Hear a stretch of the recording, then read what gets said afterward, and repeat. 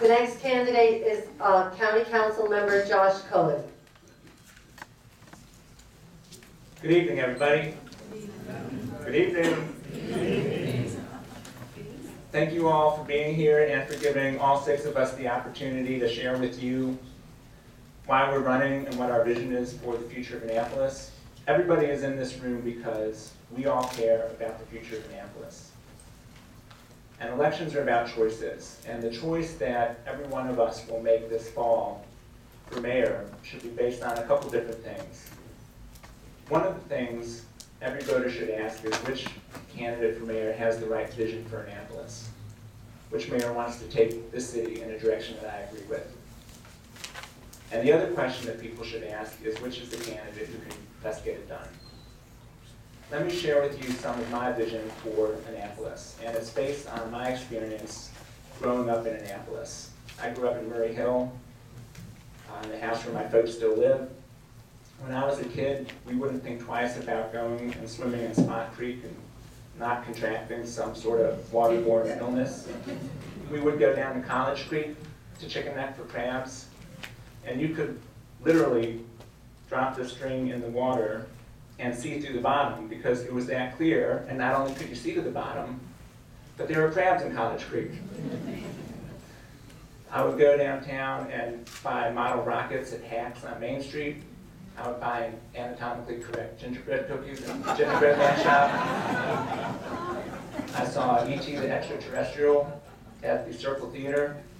So obviously a lot of those stores are no longer here, and the water quality in our creeks is not what it once was. But as we think about what our vision is for the future of Annapolis, for me it really reflects some of the special qualities of the Annapolis I remember growing up.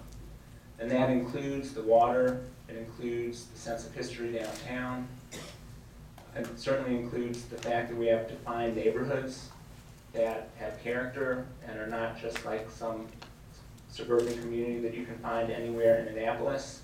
And most of all, to me, when you add up the sum of the parts, what makes Annapolis so special is the sense of connection that we feel to our town and to each other as Annapolitans, because we are a town, we're a living town.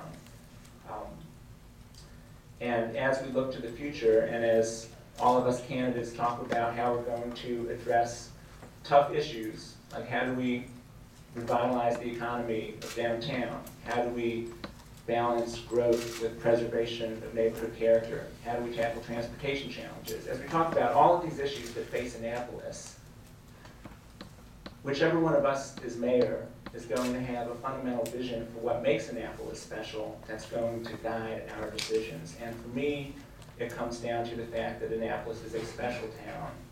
And as we grow, and as we try and rebuild our economy, we need to do so in a way that enhances the sense of connection that we feel. I know many of you, some of you I don't know, so let me just share briefly a little bit about myself. I was born only a few blocks from here in what was then the new wing of the old hospital on Franklin Street. My older brother was born in the old wing. My older sister was born in the middle wing. I was born in the new wing. When they built the new hospital on Jennifer Road, my parents said they were done. So my wife and I are doing our part. I went to Key School. I graduated from the University of Maryland, College Park, with a degree in economics. And I got involved in the trenches working on community issues. When I lived downtown, I served on the board of the Ward 1 Residents Association. When I moved to Eastport after college, I got involved and ended up serving on the board of the Eastport Civic Association. I helped found the Maritime Republic of Eastport, served as chairman of the Annapolis Democratic Central Committee. And I've worked in the trenches in public office, serving on the Annapolis City Council, representing the greater Annapolis area on the county council, and working successfully to tackle tough issues, such as how do we revise our zoning codes in a way that allows a responsible and reasonable use of one's property while still protecting the character of the neighborhood that we value. Pushing forward successful environmental legislation to limit development in environmentally sensitive critical areas. Working as chairman of the Finance Committee to do everything we can to support our police officers and firefighters because the market for public safety personnel is a competitive market.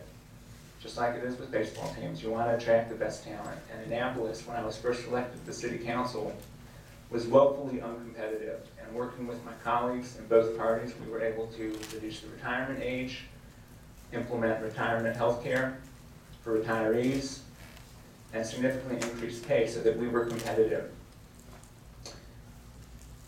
I'm running for mayor most of all. As many of you know, I'm on the county council now, and I love my position there. I love serving with my colleagues on the council. But let's face it, Annapolis at City Hall is awash in a culture of conflict. And every one of us who participates and cares about this town, whether we're in city government or out, knows that it's time for a change. And I'm running for mayor because I know I'm the candidate who can bring professionalism and transparency and civility to City Hall, and I ask for your support this fall. Thank you.